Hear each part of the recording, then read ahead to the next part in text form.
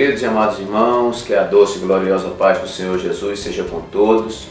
Estamos aí mais uma vez com mais um vídeo de Escola Bíblica Complementar e eu quero mais uma vez agradecer aos muitos irmãos a gentileza de você estar compartilhando os vídeos, de você estar comentando os vídeos, de você estar dando aí o seu like e os muitos irmãos que têm se inscrito neste canal. Eu fiquei muito feliz nesta semana, pelo termos atingido a média das 5.000 visualizações e de mais de 1.000 irmãos inscritos neste canal.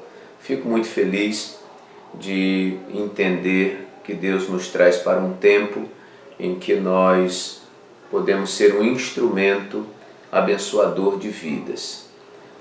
Então, eu fico muito feliz por isso. Quero iniciar esse vídeo agradecendo a você, meu irmão, que tem evangelizado, tem ajudado alguém, repassando esse vídeo. Às vezes a gente não tem a palavra para determinada pessoa, para determinados amigos, mas a gente repassa alguém que tem a palavra para passar e você está aí, investindo em alguém que pode fazer algo que às vezes não está ao seu alcance.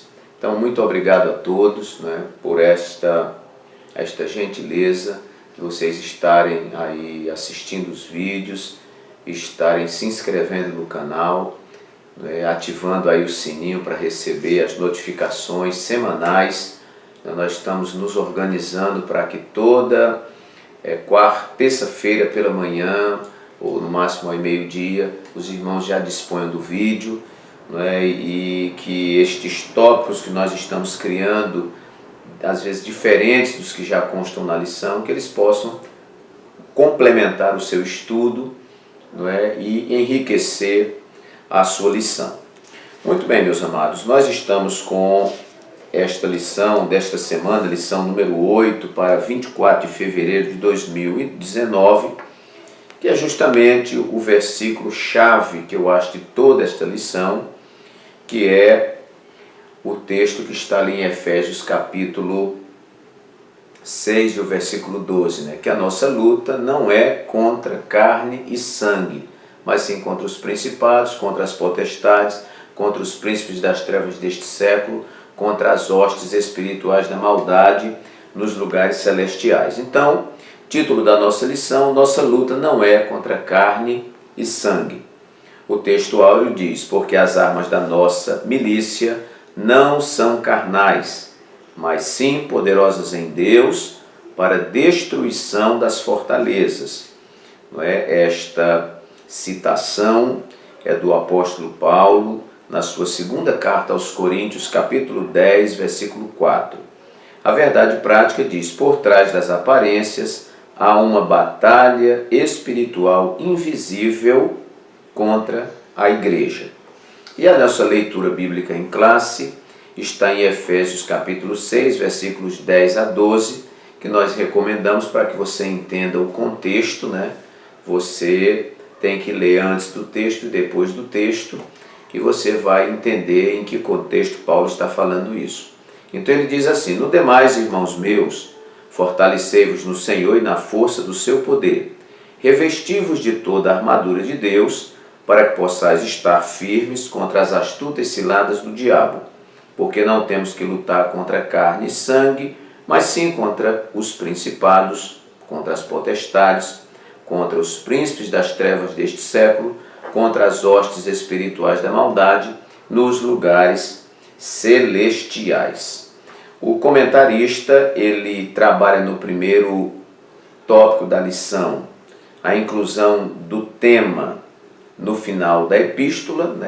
Na realidade, essa batalha espiritual ela é trabalhada no último capítulo da carta aos Efésios, que é o capítulo 6.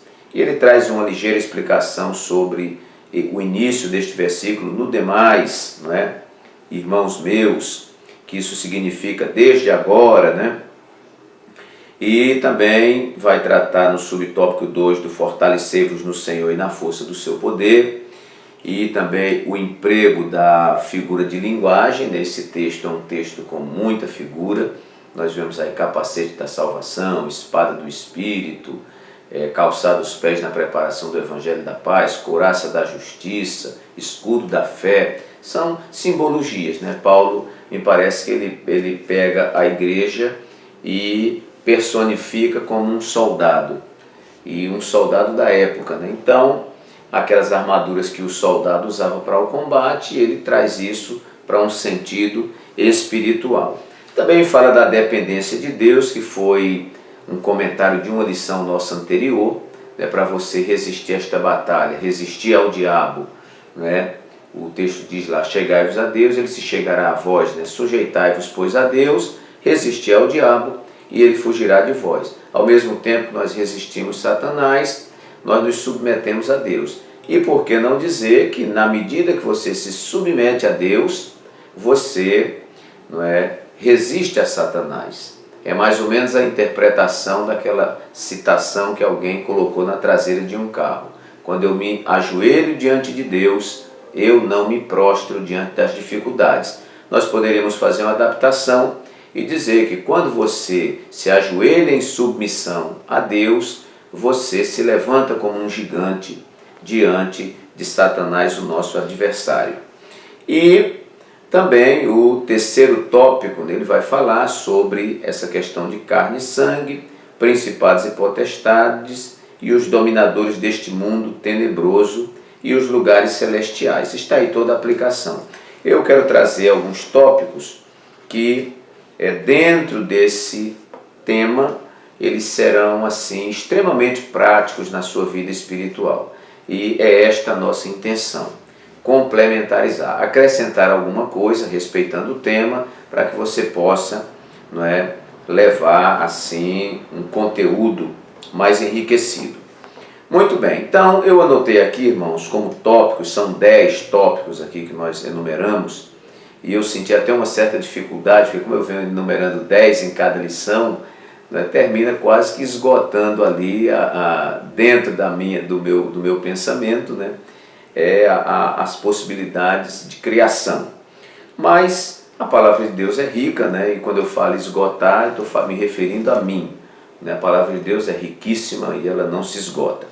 Então, em primeiro lugar, eu enumerei aqui que nesta luta, que não é contra carne e sangue, e vamos, antes do primeiro tópico, dizer que Paulo aqui ele está corrigindo alguma coisa na igreja de Éfeso. Por exemplo, nós não podemos, irmãos, ir para uma luta que é espiritual usando a força do braço, a força da carne, a força física, porque não vai funcionar. Né?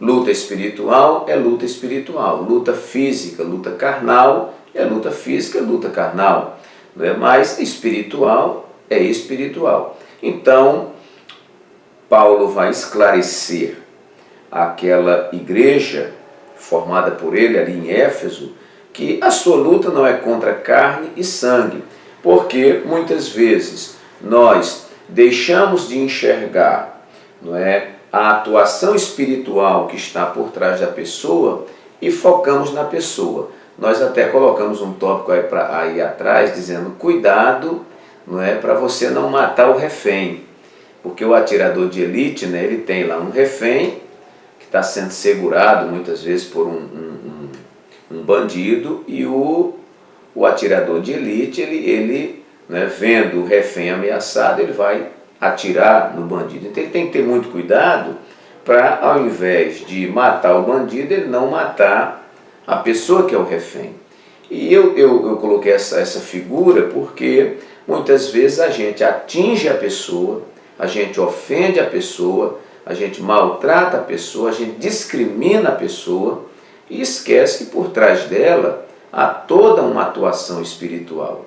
E que se esta pessoa não estivesse sido movida, não estivesse sendo movida, melhor dizendo, por esses seres espirituais que atuam no mundo espiritual, esta pessoa certamente seria uma pessoa bem melhor.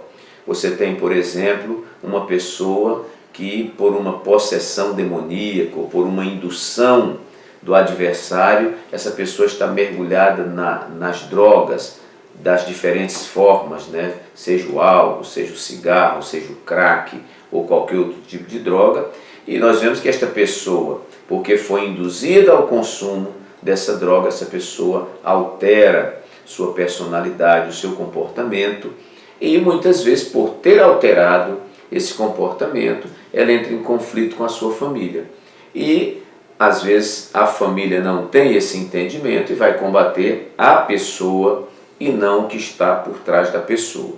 Creio que é nesse contexto que Paulo diz: nossa luta não é contra a carne e o sangue. Ele estava dizendo aqui: nossa luta não é contra o Império Romano, nossa luta não é contra as pessoas de Éfeso, né? Nossa luta não é contra os nossos familiares, né? Não, nossa luta é contra os seres espirituais, porque na realidade nós estamos lutando pelo reino dos céus. A Bíblia diz que o reino dos céus é tomado por força ou por esforço. Então, irmãos, nós estamos lutando, não é? E as forças que estão aí, não é, atuando contra a igreja, contra cada crente na sua individualidade, são forças espirituais. Então, eu enumerei aqui, em primeiro lugar, algo muito interessante nessa luta que não é contra carne e sangue, é discernir a origem da peleja, que praticamente eu já comentei, não é? Discernir a origem da peleja. Veja bem, irmãos, há batalhas que são físicas. Por exemplo, às vezes nós estamos vivendo uma crise no nosso lar porque falta diálogo, por exemplo. Então não é o Espírito Santo que vai descer para estabelecer essa comunicação entre a família, mas é a decisão sua de conversar com o seu cônjuge, conversar com seus filhos, né? Existem lares que estão de cabeça para baixo, né? As crianças estão tomando o governo da casa, né? E os pais perdendo a autoridade sobre os seus filhos. E muitas vezes quer espiritualizar essa questão. Aí faz como uma irmã, né? Que ela foi reclamar ao pastor porque os filhos estavam insubordinados, estavam rebeldes, e ela disse: pastor, não é? Eu criei meus filhos aqui na igreja e hoje meus filhos estão assim. O pastor disse: por isso que estão assim, irmão. O lugar de criar filho não é na igreja, o lugar de criar filho é em casa. Então, irmãos, a gente não pode se eximir da nossa responsabilidade, e eu coloco isso como batalha, né? Coisas que nós temos que fazer. Nós estamos espiritualizando, querendo que Deus, que o Espírito Santo, que os anjos venham resolver, não é? Como também não podemos pegar lutas que são espirituais, não é? E querer materializar o negócio, querer resolver na força do braço, no grito, na indireta, querendo resolver na contenda, na pressão, né? Que não resolve. Não é? Então, eu coloco aqui, discernir a origem dessa peleja. Nós temos pessoas, por exemplo, que estão tomadas de depressão, e às vezes esta depressão é uma possessão maligna. Temos outras pessoas que estão tomadas por depressão, que é um distúrbio químico do corpo, né? Ou uma outra origem. Nós temos esses dois tipos de origem. Nós já mostramos em vídeos passados aqui uma mulher que estava encurvada. Alguém podia dizer: isso aí é problema na coluna, né? Mas Jesus expulsou um demônio que oprimia aquela mulher há 18 anos, se não estou enganado, né? E era isso aí. O outro era surdo e mudo, uma coisa assim, e você pode dizer: não, isso é um defeito lá no cérebro, alguma coisa, ou na sua audição, como ele não ouve, também não fala e tudo mais. Jesus expulsa, era um demônio. Então o que é que Jesus nos ensina? Que muitas vezes você pensa que a questão é física, pensa que a questão é material, pensa que a questão é de gerenciamento entre os homens, e a questão é a questão espiritual. Então, irmãos, discernimento, né, nunca fez mal a ninguém. É bom nós termos o discernimento da origem da peleja. Se física, vamos tratar dentro das questões físicas; se espiritual, vamos tratar dentro das questões espirituais. Só não queira fazer, não é, o que Deus tem para fazer, e também não queira que Deus faça o que você né? E eu é que temos que fazer. Em segundo lugar, eu enumerei aqui que é importante conhecer-se e conhecer o inimigo. Há uma frase aí atribuída a Sócrates, né, que tinha lá no templo de Delfos, né? Conhece-te a ti mesmo. E isso é importante, irmãos, é uma verdade. Precisamos conhecer a nós mesmos nesta batalha. Você veja que Pedro entra numa batalha espiritual. E Jesus diz para ele assim, olha Pedro, e você e os demais discípulos meus, apóstolos, vão me abandonar. Pedro questiona a palavra de Deus. E ele diz assim, eu não vou te abandonar. Ainda que todos esses te abandonem, eu não te abandonarei. E vou dizer mais, se for necessário ir até a morte com o Senhor, eu vou. Eu pergunto para você, meu irmão, Pedro conhecia a ele mesmo? Não conhecia. Não é? Ele imaginou que ele resistiria, que ele teria forças. Quando ele vê a espada romana, quando ele vê Jesus sendo preso, quando ele vê o ambiente, ele negou, porque Jesus disse antecipadamente a ele, Pedro, eu te digo, né, que o galo não vai cantar antes que você me negue 3 vezes, para provar que você não conhece nem a você. Então, irmãos, quanta gente tem caído, quanta gente tem perdido a sua vitória, porque ela faz uma leitura pessoal equivocada, eu tenho força, eu resisto, e eu posso brincar com fogo, eu posso mamar em onça, que não vai ter problema nenhum, e termina tendo problema sério. Muita gente boa, de ministério de sucesso, muita gente que cantava que era uma maravilha na igreja, ele subestimou o inimigo. E aí, meu querido, ele imaginava que tinha força, ele imaginava que resistiria, ele imaginava que estava forte, né? E Paulo vai dizer, olha, cuidado, porque quando você pensa que está forte, você está fraco.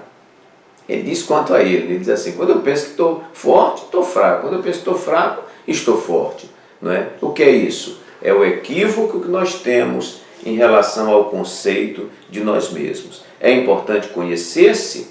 É. Numa batalha regular, um exército vai enfrentar outro exército, ele tem que se conhecer.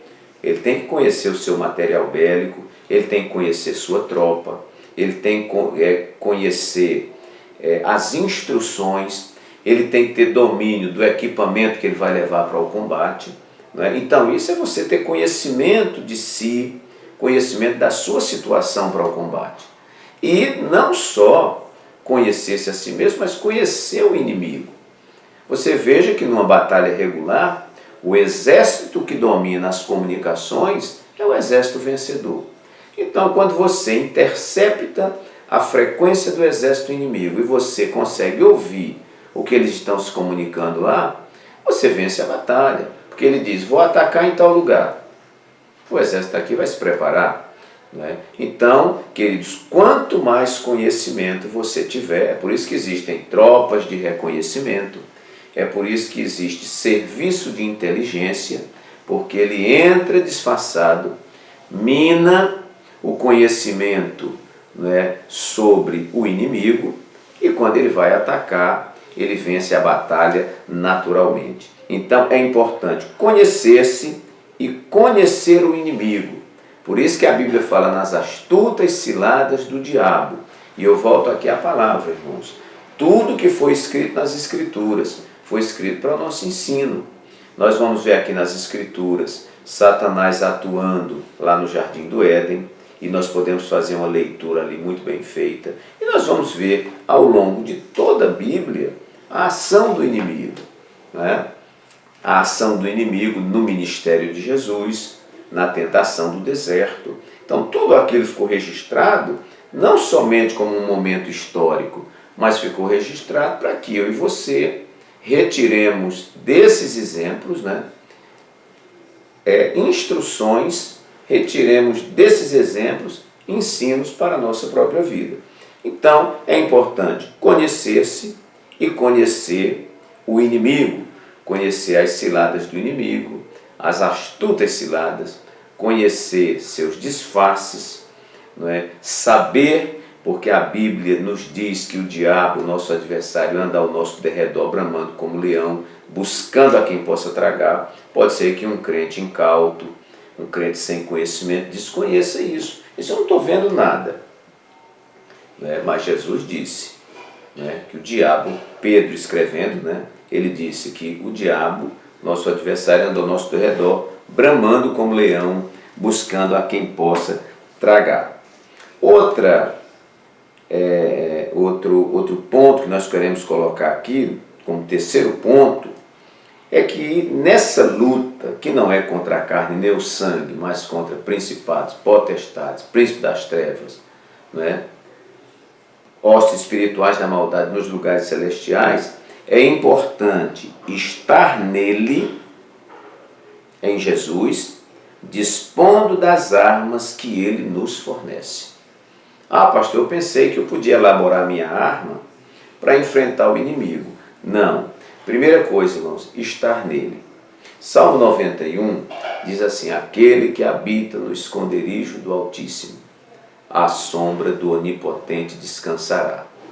Direi do Senhor, Ele é o meu Deus, o meu refúgio, a minha fortaleza, porque Ele te livrará do laço do passarinheiro, da peste perniciosa. Ele te cobrirá com as suas penas e debaixo das suas asas estarás seguro. A sua verdade é escudo e broquel. Não temerás espanto noturno, nem seta que voe de dia, nem peste que ande na escuridão, nem mortandade que assole ao meio-dia. 1000 cairão ao teu lado, 10.000 à tua direita, mas tu não serás atingido. Então, irmãos, Salmo 91, quando você lê, você vê o que é você estar debaixo da proteção de Deus. Eu até posso afirmar aqui que quanto mais perto nós estivermos de Jesus, mais seguro nós estaremos. Até porque o diabo não tem um pingo de medo de mim nem de você. Agora, quando nós estamos em Jesus, ele olha para nós e vê Jesus. E ele vendo Jesus, ele já sabe, estou derrotado. Eu poderia citar aqui, eu sempre marco na minha Bíblia, porque Paulo usa muito essa expressão. Tem uma parte que ele diz assim: porque dele, por ele e para ele são todas as coisas. Lá em Romanos, se eu não me engano, capítulo 8, lá no finalzinho. Porque dele, por ele e para ele são todas as coisas. Glória, pois, a ele eternamente. Amém. Você vai ver muitas vezes, quando você lê ali as cartas de Paulo, marque onde ele diz assim: por ele, nele, posso todas as coisas naquele que me fortalece. Então, todas as vezes que Paulo proclama uma vitória, você pode ver que ele está nele. Nele em quem? Em Cristo.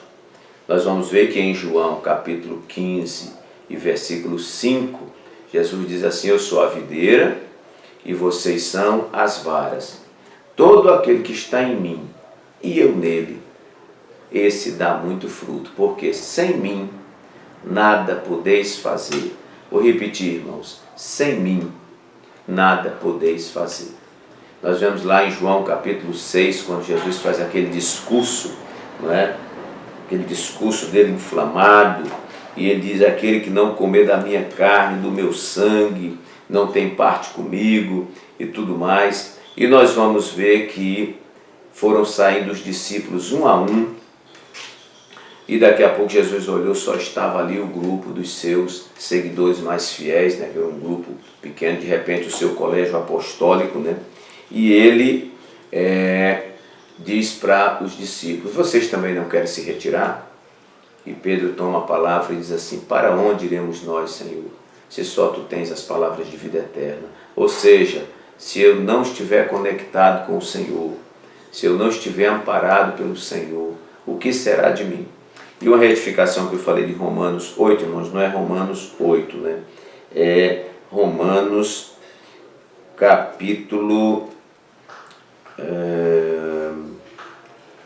vamos ver aqui, capítulo 11, e é o versículo 36. Porque dele, por ele, para ele são todas as coisas, glória, pois, a ele eternamente. Amém. Então, eu não vou citar aqui todos os textos, claro, que ele diz, estando nele, com Ele, por Ele, né? Há outra parte lá em 1 Coríntios 15, não é? 57, 58, que Paulo vai dizer assim: mas graças a Deus que nos dá a vitória por nosso Senhor e Salvador Jesus Cristo, né? Então tudo vinculado a Cristo. Estar nele, dispondo das armas que ele nos fornece. Veja que Paulo, escrevendo aos Efésios, ele diz assim: revesti-vos de toda a armadura de Deus, para que possais estar firmes contra as astutas ciladas do diabo. Então as armas são de Deus. Quando você orar, você deve dizer: Senhor, me arma com as tuas armas, e eu sei que vencerei as batalhas que tenho aí pela frente. Ok. Quarto lugar, tudo que temos deve estar nele para ter eficácia. Aqui eu mudo um pouquinho, eu coloco: tudo que temos deve estar nele para ter ou termos eficácia. Por exemplo, a nossa vida. A nossa vida só é vitoriosa estando nele. O seu ministério só é vitorioso, o seu ministério estando nele. A sua família só é vitoriosa se a sua família estiver nele. A sua empresa só é vitoriosa, só é triunfante, não é, só é próspera se estiver nele, não é? E assim todas as áreas da nossa vida, irmãos, todas as áreas da nossa vida, o nosso casamento, a nossa família, o nosso ministério, não é? O nosso lar e tudo na nossa vida, né? Tudo que temos deve estar nele para ter eficácia. Se não estiver nele, está fora, né? Então, certo escritor dizia assim: quando deixamos Deus de fora, fantasmas entram pela janela. Se não me engano, essa frase deve ser do Brennan Manning, alguma coisa assim. Ele diz: quando deixamos Deus de fora, fantasmas entram pela janela. Eu me lembro de uma história que o saudoso pastor Fanini, que era pastor da primeira igreja batista em Niterói, ele estava pregando em Juiz de Fora. Ele contou um caso que eu já contei inúmeras vezes aí nas palestras de casais. E o pastor Fanini contou que, mais ou menos 2 horas da madrugada, ele recebeu um telefonema de um irmão da igreja. Um irmão bem sucedido, um empresário. O pastor pegou o carrinho dele, foi no Rio de Janeiro, né?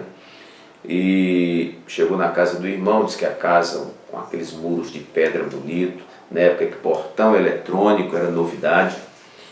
Quando o irmão chegou, tocou a campainha, o portão se abriu, o pastor entrou, e quando o pastor chegou, que o irmão abriu a porta da sala, o pastor disse que pisou no tapete, o pelo do tapete veio quase que no meio da perna, aqui, aquele tapetão na sala, sofá de canto, quadros maravilhosos, a casa com aqueles vitrais coloridos e a esposa sentada lá no sofá com o olho roxo.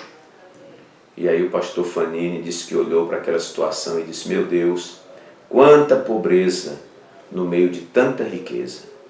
E ele disse que uma semana depois, mais ou menos, foi a uma favela do Rio de Janeiro e chegou lá o irmãozinho mal vestido, morando num barraco com lata emendada, com barro, aquela...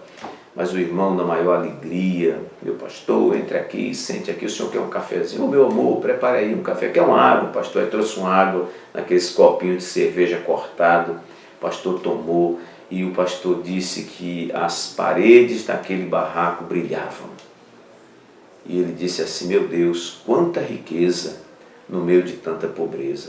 Meu querido, onde está o diferencial? Meu irmão, minha irmã, o diferencial está nós, tudo que temos, colocarmos na mão do Senhor. Não é? E quando você colocar tudo que você tem nas mãos do Senhor, sua família, seu casamento, é colocar e colocar mesmo, né? Você será vitorioso nesta batalha espiritual. Muitas vezes a derrota da nossa casa e de todos esses setores é porque o trono central de Jesus não está, ou o seu trono não está no centro destas questões nossas, não está no centro das nossas decisões e nem de todos esses lugares que eu falei aqui. Guarde isso como o quarto ponto desta lição, desta batalha que não é contra carne nem sangue. Quinto lugar, é importante que você tenha armas de defesa e armas de ataque, não é? De repente você não é militar, de repente não tem muita visão dessas questões. Mas nós vamos ver que dentro das armaduras existem armas de defesa e existem armas de ataque. Porque nem tudo na sua vida, irmão, deve ser defesa, defesa, defesa, defesa. Você tem que atacar também. Nós dissemos num vídeo passado aí que a melhor defesa é o ataque. Então você tem escudo para se defender, você tem capacete para se defender, você tem couraça para se defender, você tem os pés calçados na preparação do Evangelho da Paz para se defender, mas você tem espada do Espírito para atacar. Então não é só ficar na defensiva, você precisa atacar também. Então muitas vezes, irmãos, o inimigo, ele precisa ser intimidado. Eu gosto daquele texto bíblico que diz assim, Jesus falando com Pedro, Pedro, né, Simão, tu és Pedro, ou Petrus, né, o pedregulho, né, e sobre esta pedra, ele falava dele, edificarei a minha igreja, e as portas do inferno não prevalecerão contra ela. Eu sempre via esse texto, não é uma questão de língua portuguesa, né, mas eu me equivocava. Eu imaginava que era a igreja se defendendo de Satanás. Mas não, diz que as portas do inferno não prevalecerão contra a igreja, ou seja, as portas do inferno não resistirão à igreja, porque a igreja está avançando, né? E enquanto você avança, enquanto a igreja avança, Satanás recua e o nome do Senhor é glorificado. Então chega de ficar como vítima, de ficar no cantinho da parede encolhido, de ficar somente com o escudo. Está na hora de atacar. Precisamos de armas de defesa e de armas de ataque. Em sexto lugar, nós vamos ver que essas armaduras são para todo o corpo. Então o soldado, irmãos, ele protegia, né, todo o seu corpo. Então ele protegia a cabeça, protegia o peito, protegia as costas, protegia as pernas, protegia os pés, né, protegia a cabeça, né, com o seu capacete, ou seja, espiritualmente falando, fala de que todas as áreas da nossa vida devem estar bloqueadas para as ações de Satanás.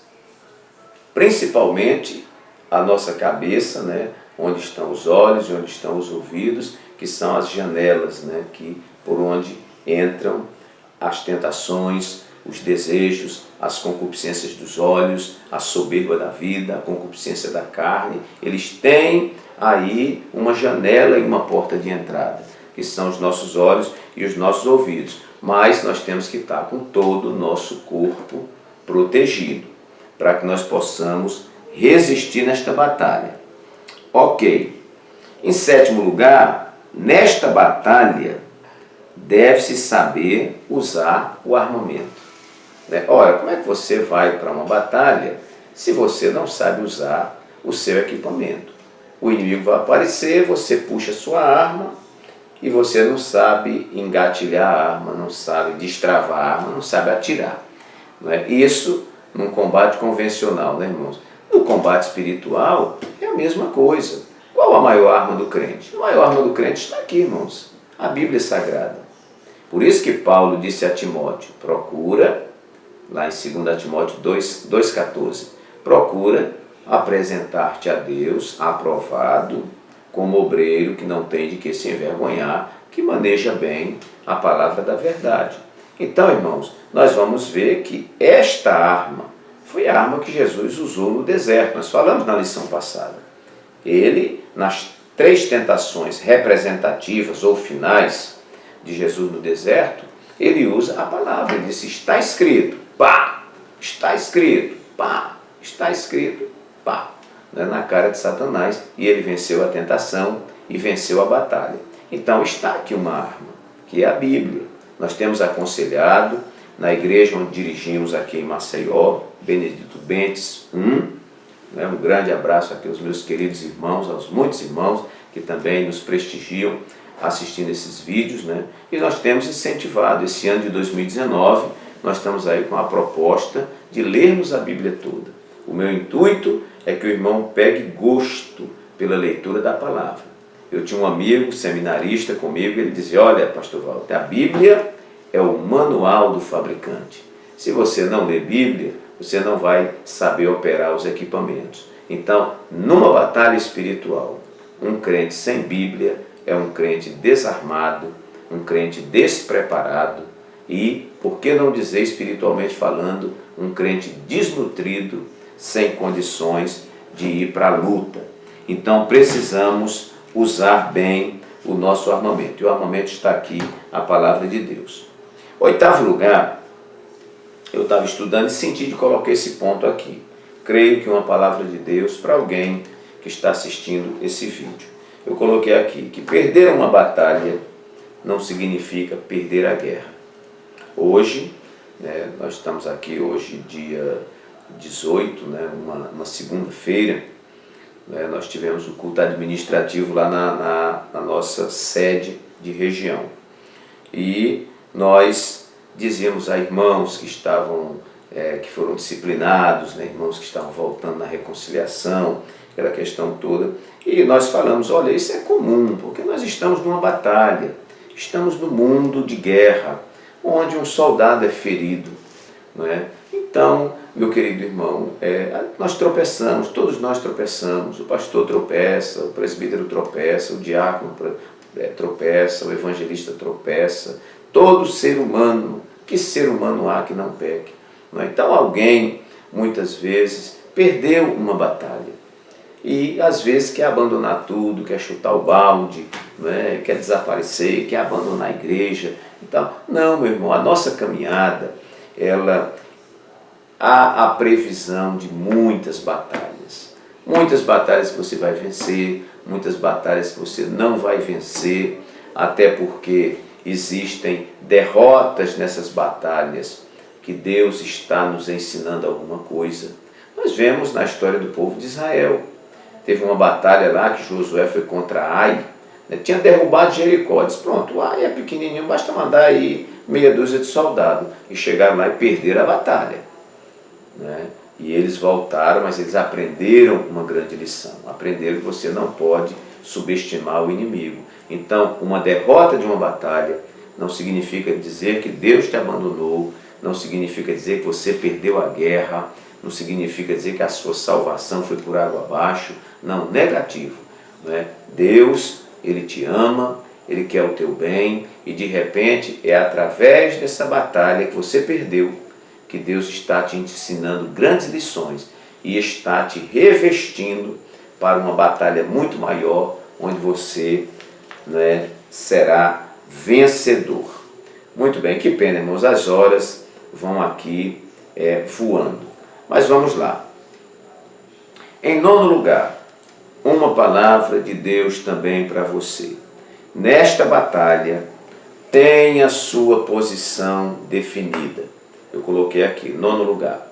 Tenha a sua posição definida na batalha. Território define batalha. Território define a guerra.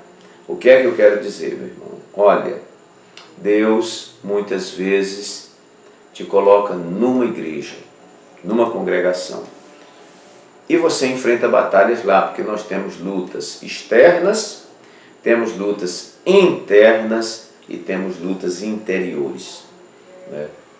Nossa batalha, ela é constante, nós falamos no vídeo passado, é continuada, é permanente. E muitas vezes, por causa dessa batalha, você quer sair da sua igreja, né? E você tem seu ministério lá. Igreja, a gente não escolhe igreja para ser servido. Até muita gente faz isso, mas é um equívoco. Nós escolhemos a igreja que vamos trabalhar ou vamos para a igreja que Deus nos dirigiu, porque lá você tem um ministério, você tem uma atividade, você será produtivo. Esse deve ser o nosso olhar. Nós vamos para um lugar onde vamos produzir, não é sentar para ser servido, né? Isso é um equívoco. Então, tenha sua posição definida, né? O nosso saudoso pastor Zené, que eu estou sempre citando aqui, porque tenho muita anotação dele, como tenho do nosso atual pastor-presidente, pastor Osvaldo Nunes de Lima, e o nosso pastor, o saudoso pastor, né, que dormiu do Senhor em 2015, ele dizia assim: nunca deixe o seu lugar aparecer vazio. Mais trágico do que não receber a bênção, irmãos, mais trágico do que isso é a bênção vir e não lhe encontrar no seu lugar. Então muita gente deixa de ser abençoado porque enfrentou uma luta, enfrentou uma dificuldade, saiu do lugar e quando a bênção chegou, não te encontrou no lugar que você deveria estar.